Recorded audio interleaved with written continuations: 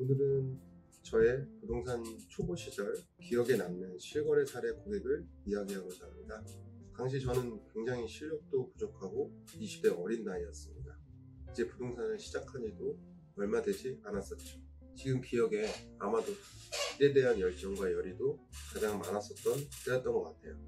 그 시기에 한 통의 부동산 중개 의뢰를 주실 문의 연락을 받게 되었습니다. 목소리에 힘은 없으셨지만 굉장히 교양이 있으시고 조목조목 본인께서 원하는 조건들을 문의해 주셨었는데요. 당시 저는 강남권 지역 내에서 주력 중개 부동산으로 주상복합 오피스텔들을 다루고 있었습니다. 고객분께서는 따님 앞으로 해주실 월소득이 일정한 수익 용도로 오피스텔을 매입하고 싶으셨어요. 예산은 2, 3억 정도였었던 기억이고요. 당시에는 강남권에서 1억 7천 정도의 오피스텔 원룸으로 월 한 70에서 80 정도 임대 수익을 보실 수 있었습니다. 연수익률로는 약 6%대였죠. 요즘은 아마 5%도 채 되지 않을 거예요. 임대료는 거의 비슷한 수준에서 매매 가격은 올랐으니까요.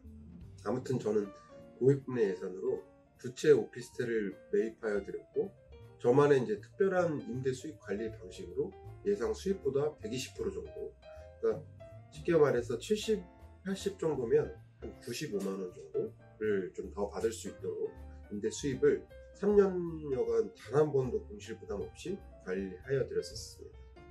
처음 부동산 중개 인연으로 1년 정도의 시간이 지났을 즈음에 고객분께서 또 다른 부동산 중개 의뢰를 주셨었는데, 이번엔 곧 결혼을 앞둔 아드님 앞으로 24평 정도의 아파트 한 채를 매입하기를 원하셨었습니다. 어느 날은 사모님께서 남편분께서 직접 현장에 나오셨었는데요. 사회 경험도 부족하고 당시 어린 저로서는 사실 그분을 바로 알아뵙지는 못했었습니다. 함께 협업하던 공동중개로 협업하던 상대층 대표님께서 단번에 알아보시고 굉장히 흥분해 하시는 모습을 보면서도 국내 대기업 건설사 회장님이었다는 사실을 그때서야 알게 됐었습니다. 처음 사모님과 소통하면서 사실 남편분께서는 어떤 일을 하시는지 여쭙기도 했었는데요.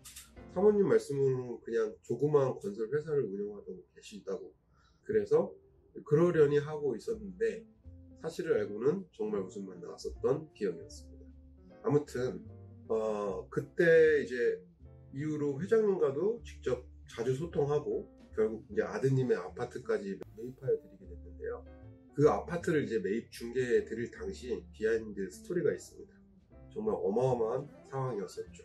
6개월 이상의 중개를 통해서 겨우 마음에 드시는 아파트를 결정하게 돼서 계약을 진행을 하려는데, 계약하려는 아파트의 소유주가 현재 부동산 중개를 하는 사람이었습니다.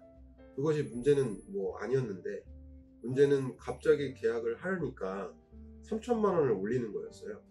그리고 계속 기다리게 되는 상황이 생겨서 회장님과 사모님께서 저녁이 다 되는 시간 6시 저희가 계약을 진행을 시작을 했는데, 무려 새벽 3시, 새벽 1시가 돼서야 계약을 완성하게 되었거든요. 사실 저는 회장님 측 중개를 진행하는 담당자로서 당시 부동산 중개 진행 방식과 상대측 매도인의 조건들이 계속 변동되니까 이것도 해줘야 된다, 이것도 저렇다, 잔금은 어떻게 해야 된다.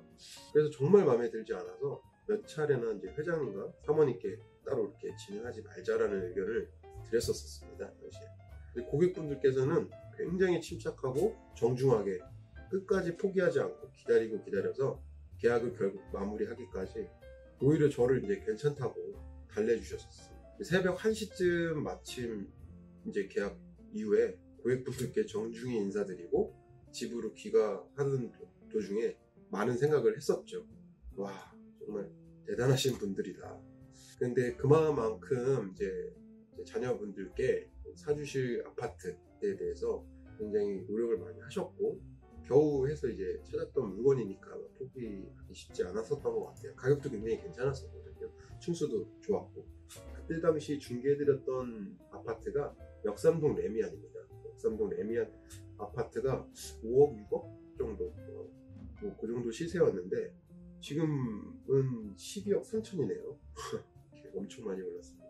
아무튼 이제 계약도 마쳤고 홀가분한 마음으로 그날을 지나 보냈습니다. 이후에도 사모님께서는 오피스텔을 몇 채 더 매입하셔서 매월 수입을 이제 계속 늘려가던 중에 3년 정도 지날 즈음 현재 소유 관리 중인 모든 오피스텔들을 이제 정리하시겠다는 의뢰로, 그건 제가 이제 직접 관리해드렸던 모든 오피스텔들을 3개월 정도 기간 동안 매각하여 드리고 깔끔하게 정리해드렸었습니다. 당시 회장님께서는 이제 정년퇴임을 앞두고 있으셨던 거예요. 그래가지고 바로 그 시기에 이제 국내 부동산 대부분들을 정리하시고 밴쿠버로 이민을 계획하고 있으셨습니다.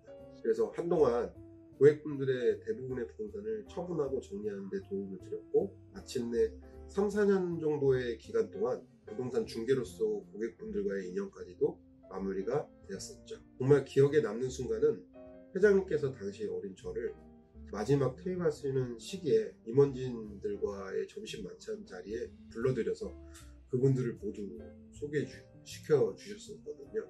우리 마누라가 좋아하는 부동산 젊은 친구야. 다들 이 친구한테 사고 팔고 해. 그 자리가 정말 경험도 부족하고 어린 저로서는 굉장히 어려운 자리였죠.